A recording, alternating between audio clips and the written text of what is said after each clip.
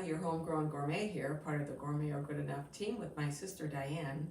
Today I'd like to show you my butternut squash ravioli. It is butternut squash from my garden. I like to serve it with brown butter and sage. So let's get started. First step, I want to roast my butternut squash. Now I have this already peeled and roughly chopped. You could just cut it in half, scoop out the seeds, and roast it with the skin on. But I had this taken apart for another recipe, and this is what I have left over. But because I'm doing a ravioli, I want it relatively dry, and it might be too moist if I boiled it. So I have a little salt, a little pepper.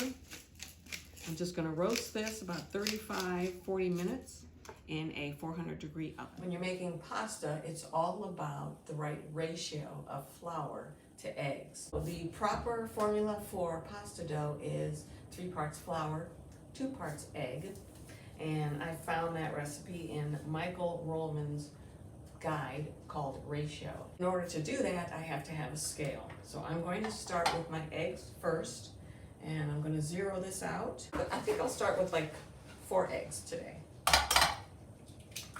Now, pasta dough, basic pasta dough is just eggs and flour. Some people like to use egg yolk. It gives it a very rich yellow pasta. Today, I'm gonna be very basic. I don't have any use for the egg whites. I don't wanna mess around with that. Okay, so I cracked 4 eggs, and it equals 6.8 ounces. And if I do my calculations correct, that means I need 10.2 ounces of flour. So I zero that out. And I have double zero flour, extra fine. You wouldn't want to use a bread flour, it's too much gluten. All-purpose flour works really well too. Okay, 10.2. I know old school is you spread the flour on a work surface and then you make a well in the center, break up the eggs. Okay, fine. If you want to do it that way, that's up to you. I don't like a mess. My food processor, a couple of pulses, and this is going to be the most beautiful dough. So we're going to go with that. So in goes the flour. In goes the egg. We're just going to pulse till it comes together.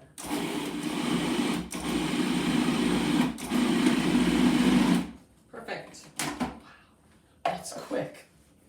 And we just want to knead this for about 5-10 minutes. If you want to knead properly, what you do is you pull the dough towards you, and then with the heel of your palm, you press away.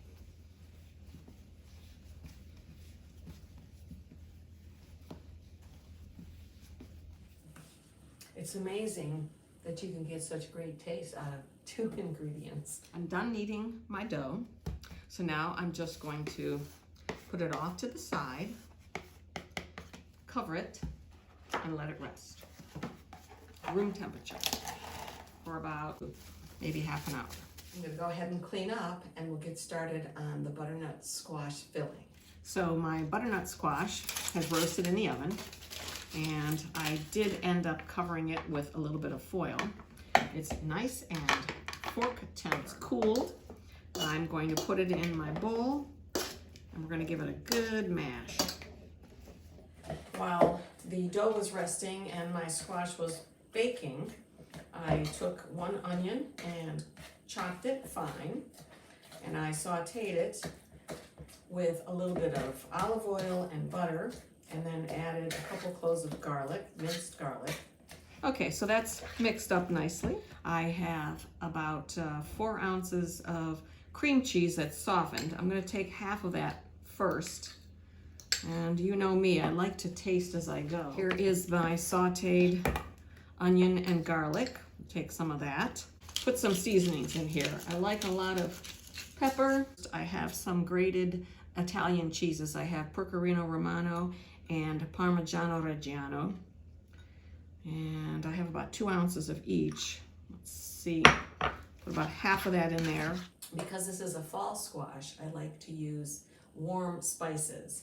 I chose a little bit of cayenne because I think we need just a little bit of heat in here. I'm going to do a little bit of fresh nutmeg. Let's give it a little taste.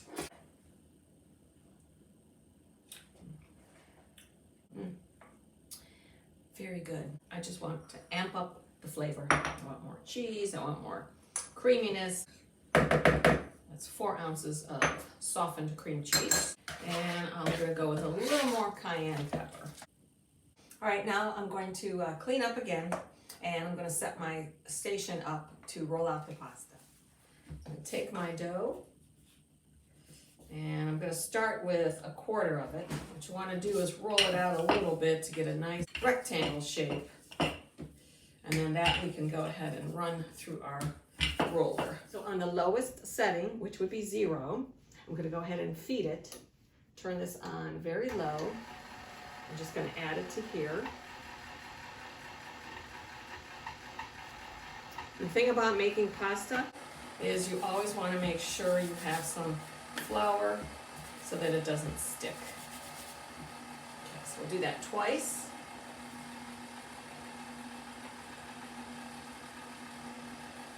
And then we're going to move the setting to 1. And then we just keep doing this until we get about 7 or 8 on the settings, and I'll see what I think of that. That's the nice thing about that 00 flour that I used. It's very durable, but yet tender. There we go.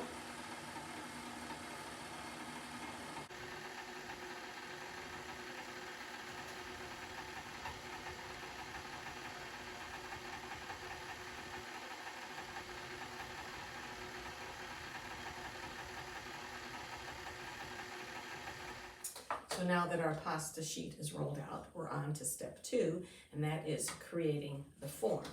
And I have this wonderful tool. I love it. It's a ravioli maker.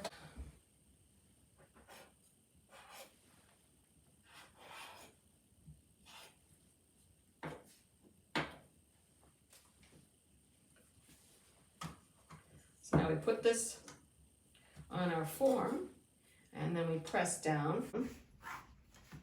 And this is going to create our little pockets. Now all we have to do is fill the pockets.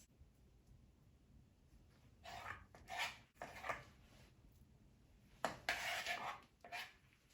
just going to moisten the edges a little bit so they stick together. Okay. Place this on top. And then give it a nice roll.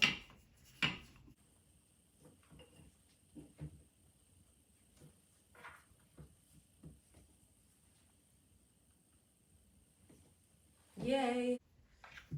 Just pop them out. So I'm going to take a little bit of butter. I'm going to say about 2 tablespoons. I'm going to heat that up.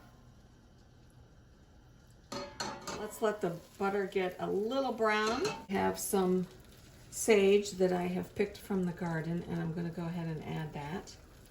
We're going to toast it. In the meantime, I have some water that's boiling, and as you remember, I did not add any salt to my pasta, so we're going to go ahead and salt the water. When you make fresh pasta, it's good to let it dry out. We let this sit from 45 minutes to an hour.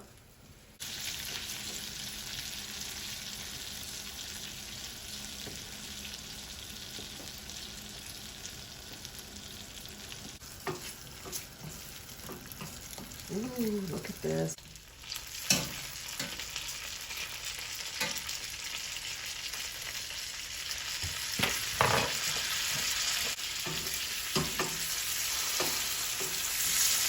Yum.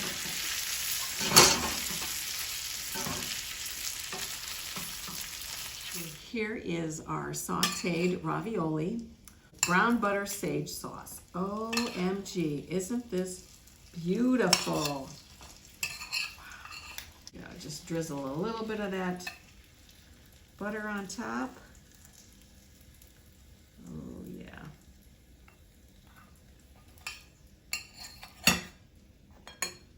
And then a little bit of cheese, grated cheese. Thanks for watching. Don't forget to follow, like, and subscribe. Ciao!